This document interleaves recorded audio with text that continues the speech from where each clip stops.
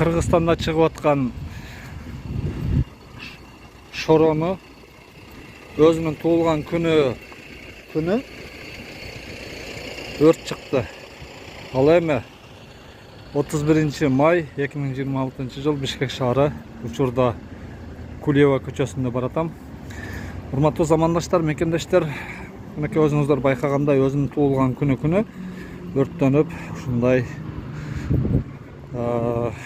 аркага кетип отурат. Ошондо мен колумдан миллиондогон акча болбосо дагы ушуну ичип, ушуну алып, ошол